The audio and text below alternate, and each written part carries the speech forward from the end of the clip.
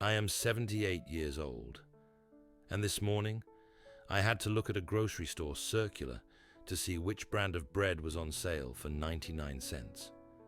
10 years ago, if you had told me I would be living this way, I would have laughed in your face. I was a prudent man. I was a saver. I spent 40 years working as a mid-level manager, always choosing the safe path. I didn't chase tech stocks. I didn't gamble in Las Vegas, and I never bought a car I couldn't pay for in cash. By the time I hit 65, I had a nest egg that I thought was bulletproof. I had exactly $850,000 tucked away, plus a paid-off home. I thought I had won the game. I thought the hard part was over. But I am 78 today, and the bulletproof plan I built has completely disintegrated. I'm not here to tell you about a stock market crash or a flamboyant scammer who ran off with my money. Those stories are easy to spot. I'm here to tell you about the quiet killer of retirement, the mistake that looks like a safe bet, but is actually a trap designed to drain your dignity while you're too old to fight back. I'm talking about the inflation annuity trap and the danger of over-conservative cash hoarding. Before we go any further, I need you to do something. If you are over 60, or if you are caring for someone who is, hit that like button. The financial industry spends billions of dollars to keep this information buried in the fine print. Subscribe and turn on the bell, because what I'm about to tell you is the difference between spending your 80s on a cruise ship or spending them counting pennies at a checkout counter. Let me tell you about a man named Harold. Harold was 72 and lived in Florida.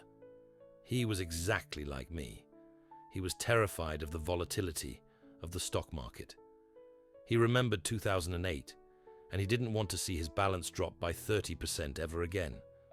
So, Harold did what he thought was the responsible thing.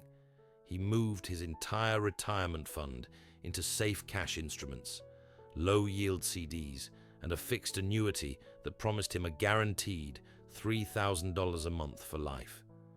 At 72, $3,000 felt like a fortune. He felt secure. He felt smart. But Harold didn't account for the fact that life doesn't stay at the same price. He didn't account for the purchasing power erosion that happens in your 70s. Within 5 years, the price of his property taxes doubled. His health insurance premiums climbed by 40%. The fixed $3,000 that bought him a comfortable life at 72 barely covered his rent and utilities at 77. He was technically safe. His money was still there, but he was drowning in the cost of living. He had saved himself into poverty. This is the first sign of the retirement death spiral, confusing safety with certainty. I want you to try a mental challenge right now. Think about the price of a gallon of gas or a carton of eggs 5 years ago. Now, look at your current fixed income. If your income hasn't grown by at least 15% in that same window, you are effectively taking a massive pay cut every single year. At 78, I realized that my safe savings were actually a melting ice cube. By trying to avoid the risk of the market, I accepted the guarantee of losing value. I see so many of you in your 60s being too safe. You put your money in a savings account earning 1% because it feels secure. But if inflation is at 4%, you are losing 3% of your life's work every year. You aren't being prudent. You are being a victim of math. Take my friend, Martha, 74. Martha didn't trust Wall Street. She kept $200,000 in a safe under her bed and in a local checking account. She thought she was being the smartest person in the room. But when she needed to move into an assisted living facility last year, she found out the entry fee had tripled since the last time she checked. The $200,000 she had protected was now only worth about $140,000 in actual buying power. She had to ask her children for money, the one thing she swore she would never do. The second sign of the retirement death spiral is the home equity illusion. I made this mistake personally. I sat in a house worth $600,000 and felt rich. I refused to sell it because I wanted to leave it to my children. I told myself, this is my legacy. But at 78, I realized that a house is not an ATM. It is a liability that eats your cash. I was spending $200 a month on taxes, insurance, and maintenance for a house that was too big for me, all while I was skipping dental appointments because I didn't want to dip into the savings. I was house rich and life poor. I was protecting an asset for my children that they didn't even want. My son told me, "Dad, sell the house. We want you to have a good life now. We don't want a building when you're gone." But I was too stubborn. I waited until I was 78 and the roof started leaking. Now, I'm trying to sell a house in a hurry, which is the worst way to sell anything. I am losing tens of thousands of dollars because I waited for a crisis to make a move that I should have made 10 years ago. The third sign of the retirement death spiral is what I call the invisible medical leak. When you are 65, you look at your Medicare card and think you are covered. You think the government has provided a safety net that will catch you if you fall. But I am 78, and I am here to tell you that Medicare is a sieve, not a shield. It covers the events, the surgeries, the hospital stays, the broken bones. But it does not cover the maintenance of a human life in its 8th decade. It doesn't cover the hearing aids that cost $5,000. It doesn't cover the dental implants when your teeth finally give up. And most importantly, it doesn't cover the one thing that will actually bankrupt you: long-term care. I remember a woman in my bridge club named Evelyn. She was 76 and had a modest but steady pension. She was doing okay until she had a mild stroke. She didn't die and she wasn't paralyzed, but she could no longer manage the stairs or cook for herself safely. She needed home health assistance for just 4 hours a day. Do you know what that costs? In most cities, that is $4,000 to $5,000 a month. Medicare looked at Evelyn and said, "You aren't sick enough for a hospital, so we don't pay." Within 18 months, Evelyn had drained her entire savings account just to stay in her own home. She went from being a middle-class success to applying for Medicaid in less time than it takes to grow a garden. I want you to take the 3, 6 to 9 challenge right now.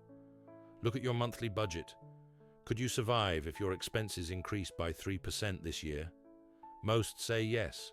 What about 6%? It starts to get tight. Now, what if an invisible medical need, like a home aid or a specialized medication, added $3,000 a month to your bills?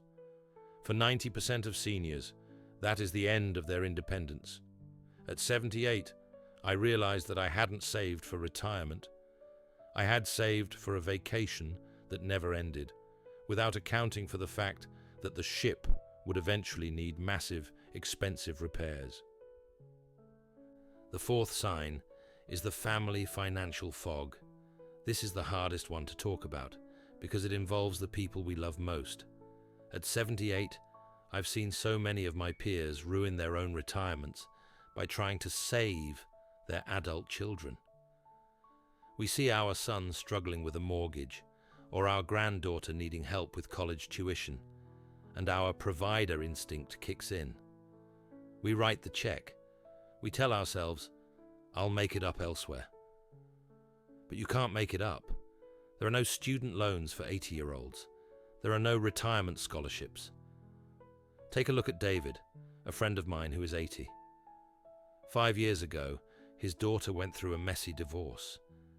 David, being a good father, gave her $100,000 to help her buy a new house and get on her feet. He thought he was being a hero. But that $100,000 was his buffer for his own old age. Now, David's roof is leaking, and he needs a knee replacement that requires expensive post-op care. He can't afford it. He gave away his safety to provide a luxury for his daughter. And the most heartbreaking part? His daughter is now so stressed by her own life that she can't afford to help him back. By saving her, he made himself a burden to her. If you are watching this, and you are still in your 60s or early 70s, you have a window of opportunity that I no longer have. You can stop the melting ice cube effect. Stop hoarding dead cash. Talk to a fee-only fiduciary, not a salesman, about how to keep a portion of your money in inflation-protected assets. You don't need to be a day trader, but you do need your money to have legs. If it's sitting in a checking account, it is dying.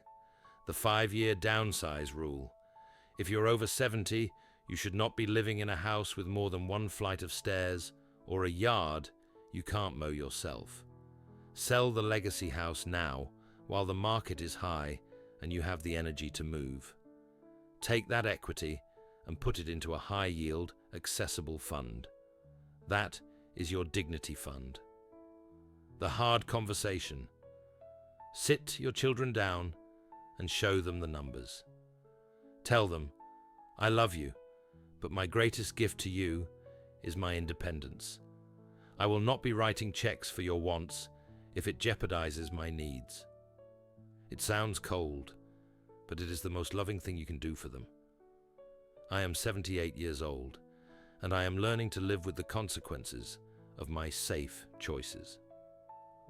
I spend my afternoons in a small rented apartment, wondering what happened to the nearly $1 million I once had. I'm not asking for your pity. I'm asking for your attention. Don't let the quiet killers of inflation, home equity pride, and family guilt drain your life's work. Success at 78 isn't about how much you leave behind in a will. It's about being able to buy a steak when you want one, being able to pay for the help you need, and never having to ask your children for a loan that you both know you can't pay back. I lost my way by being too responsible to the wrong things.